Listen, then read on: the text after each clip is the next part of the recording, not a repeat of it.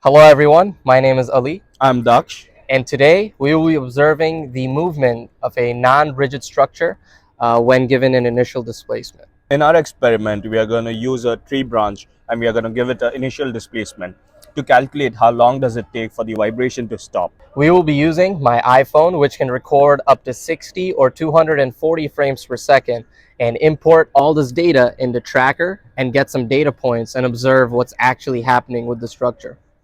So now we are going to demonstrate our experiment.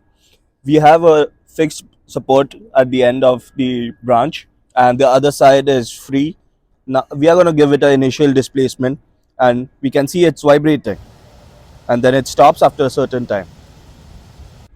So a possible error that can happen with our structure is the wind can interfere with the movement of the object itself. But we can kind of get rid of that by choosing a time where there's less wind.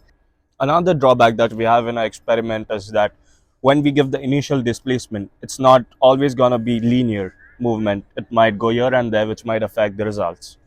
So in this experiment, we learn about how natural bodies vibrate by themselves and without having an actual damper, they damp after some time.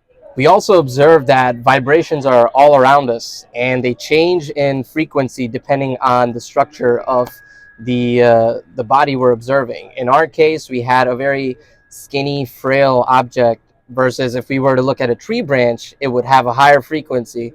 And it's very interesting to observe that all around us. So now that we've captured all our video, I transported all that footage onto my Mac and put it all through Tracker and transported all the track data into my Excel sheet where I can use to find all the values that we need. So let's take a look and see how I did that.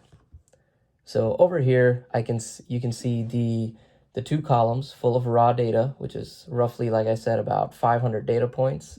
So now looking at our colored table over here, which is the meat and potatoes of our experiment, I assumed a mass of 9 kilograms, which is roughly 20 pounds, I believe. The damp frequency was calculated using the formulas, and the mean log decrement is simply just the average of all these values over here.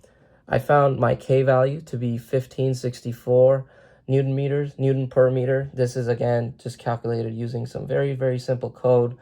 And finally, zeta was also calculated using this formula over here.